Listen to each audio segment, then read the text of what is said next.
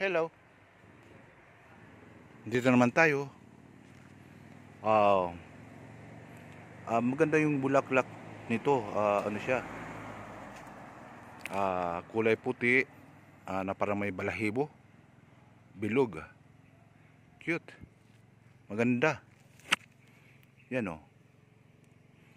Ay, itong halaman na to or kahoy ito, kahoy. Madalas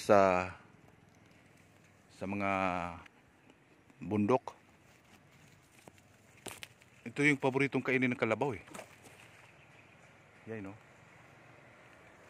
Ito. Yung mga bulaklak niya or mga hindi pa nagbukadkad lahat eh. Hindi pa siya nagbukadkad lahat. Ng iba na bilog pa.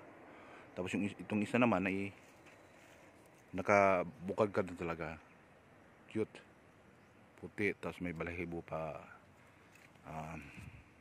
paligid ng katawan, pagkabilog. Maganda. Ito'y kung tawagin sa Bisaya, palupino. At ito naman sa Tagalog, ipil-ipil. Ito yung paboritong kainin ng kalabaw. Ito kasi madalas kainin ng nakikita ko lagi nung magsasaka ako sa bundok.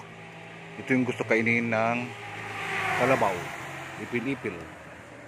Ito pala yung bulaklak niya, bilog. Cute niya oh. Tapos may mga bulaklak pa na hindi pa nagbubukadkad. Yan oh. Yan. Bilog lang siya. Tapos pag na siya, pag nakabukadkad na yan, kulay puti na may nakaikot na balahibo. Yun lang guys. Thank you for watching. God bless us all. Salamat po.